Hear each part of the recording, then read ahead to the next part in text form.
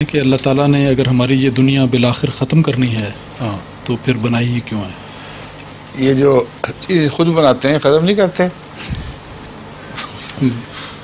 موٹریں، پل، سڑکیں یہ ساری ختم ہوتی ہیں، پھر کچھ اور چیز بنتی ہے.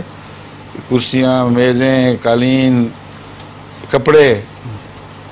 اب یہ بچہ ہے کپڑے کیوں پہنتا ہے کہ اسے ختم ہی کرنا تھا.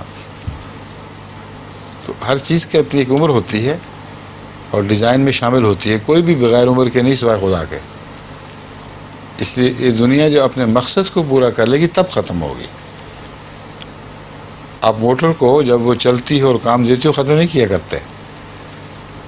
جب وہ کام پورا کر چکے اور بیکار چھکڑا بن کے کھڑی ہو جائے اس کا ختم کرنا ہی مناسب ہے.